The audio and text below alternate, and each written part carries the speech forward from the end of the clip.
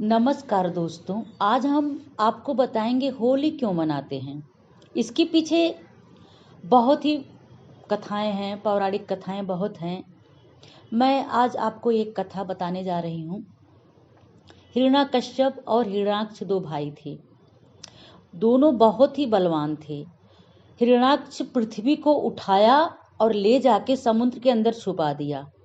देवताओं में हाहाकार मच गया। अरे, हिरण्याक्ष ले जाके पृथ्वी को समुद्र के अंदर छुपा दिया, अब क्या किया जाए।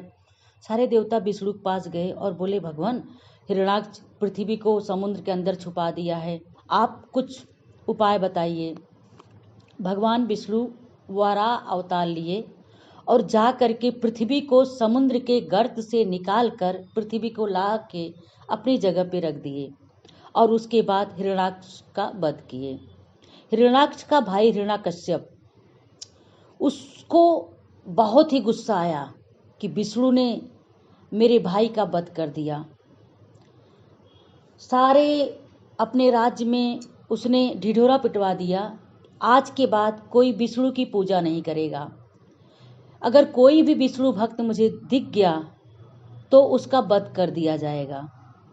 जो भी विष्णु की पूजा करता था, श्री विष्णु भगवान का जो भी पूजा करता था, जो श्री विष्णु भगवान का नाम लेता था, जो भी उनका मंत्र पढ़ता था, हिरण्याकश्यप उसका वध करवा देता था। हिरण्याकश्यप की पत्नी कयाधु ने एक पुत्र को जन्म दिया और उसका नाम प्रहलाद रखा गया।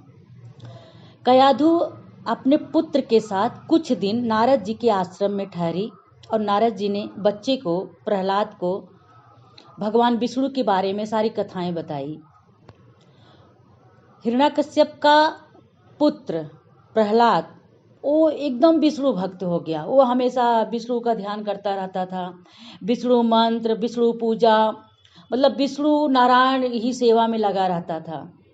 जब ये हिरण्याकश्यप को पता चला कि मेरा पुत्र तो विष्णु भक्त हो गया, तो सोचा अब मैं क्या करूं, क्योंकि हिरण्याकश्यप अपने आप को खुद भगवान मानता था। सबसे कहता था, सब लोग मेरी पूजा करो, मैं हूँ भगवान हूँ, हिरण्याकश्यप भगवान की जय हो, हिरण्याकश्यप भगवान की जय हो। और जो न हिरण्याकश्यप भगवान को मानने से इनकार करता था उसका वध कर दिया जाता था। जो विष्णु भगवान की पूजा करता था उसका वध कर दिया जाता था। हिरण्याकश्यप अपने पुत्र प्रहलाद से बोला कि मैं ही भगवान हूँ, तुम्हें मेरी पूजा करनी है। हिरण्याकश्यप के पुत्र प्रहलाद बोले, भगवान तो श्री विष्णु भगवान है, आप तो मेरे पिता हैं, मेरे पिता श्री हैं, आप भगवान कैसे हो सकते हैं। बलवान होने से कोई भगवान नहीं होता पिताजी। श्री विष्णु अंतर्यामी, जो यहाँ वहाँ हर जगह उपस्थित हैं, वो भगवान हैं, जो हमारी रक्षा करते हैं, जिसने हमको जन्म दिया है, भगवान वो हैं। तो हिरण्याकश्यप को बहुत गुस्सा आया। वो बहुत नाराज हुआ अपने पुत्र से। अब उसे लगा कि बहुत कोशिश किया कि मेरा पुत्र विष्णु भक्त न बने, विष्णु की पूजा न करे, विष्णु की बारे में बातें न करे, लेकिन प्रहलाद हर वक्त विष्णु की बातें, विष्णु की कृपा, विष्णु की महिमा सब कुछ बताता रहता था। हिरण्याकश्यप ने क्या किया, प्रहलाद को पहाड़ से फेंकवा दिया। लेकिन जिसके ऊपर विष्णु की कृपा है उसको कौन मार सकता है। विष्णु भगवान ने प्रहलाद को बचा लिया। हिरण्याकश्यप प्रहलाद को सर्प कुंड में भेजा, वहां भी विष्णु आके बचा लिए।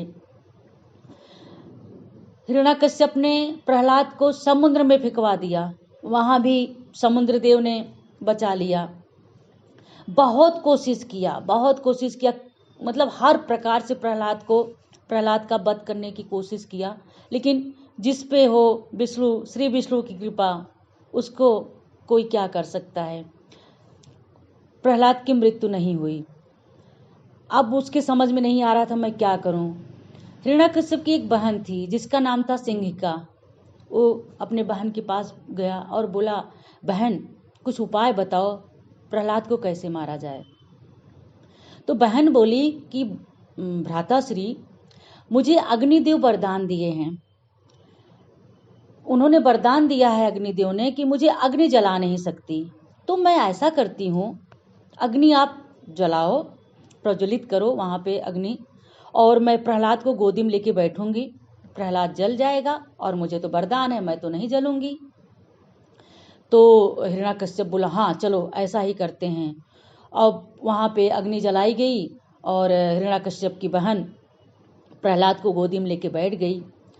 अग्नि जलने लगी और प्रहलाद ओम नमो भगवते वासुदेवाय, ओम नमो भगवते वासुदेवाय विष्णु मंत्र का जाप कर रहे हैं। हिरण्याकश्यप की बहन बोली, पुत्र तुम्हें भय तो नहीं लग रहा है? बोले, कैसा भय बुआ? मुझे तो जैसे लग रहा है जैसे जैसे आग जल रही है, मुझे लग रहा है मेरे पास शीतलता, एकदम ठंडी जल मेरे ऊपर गिर रहा है। मुझे तो आभास भी नहीं हो रहा है कि मैं अग्नि में बैठा हूँ। जल रही है अग्नि जल रही है और जो हिरण्याकश्यप की बहन थी वो उसमें जल गई और प्रहलाद बच गए। जब हिरण्याकश्यप की बहन जल गई, हिरण्याकश्यप अपनी बहन से पूछा, आप कैसे जल गई? आपको तो वरदान मिला था, अग्निदेव ने वरदान दिया था, आप अग्नि से जल ही नहीं सकती। तो उसकी बहन ने क्या कहा, भ्राताश्री, इसमें भी प्रहलाद की कोई माया है, उसने मुझे माया से अपने जला दिया। तो दोस्तों, हम आपको ये बता रहे हैं कि जिसको वरदान मिला था वो जल गई और प्रहलाद बच गए। यहाँ पे आपको ये पता चलेगा कि बुराई पे अच्छाई की जीत हुई। और जब उसकी बहन जल गई, उसी दिन से प्रहलाद के बचने की खुशी में और हिरण्याकश्यप की बहन के जलने की वजह से हम लोग होली मनाते हैं। और हिरण्याकश्यप की बहन जल के मृत्यु हुई बहन की, इसलिए होलिका नाम पड़ा, क्योंकि उस दिन हिरण्याकश्यप की बहन अग्नि में जल के उनकी मृत्यु हुई थी, इसलिए होलिका मनाने लगे सब लोग। ये पौराणिक कथाएं हैं दोस्तों। हिरण्याकश्यप गया अग्नि देवता के पास, बोला, आपने तो वरदान दिया था मेरी बहन को कि वो अग्नि से नहीं जलेगी, तो फिर अग्नि से कैसे मेरी बहन जल गई? अग्नि देवता बोले, हे असुरराज हिरण्याकश्यप, मैंने आपकी बहन को वरदान इसलिए दिया था अपनी सुरक्षा के लिए। अगर उनको कभी कुछ होता है तो अग्नि से अपनी सुरक्षा कर सकती थी और जल नहीं सकती थी। मैंने कहा था इसका दुरुपयोग मत करना।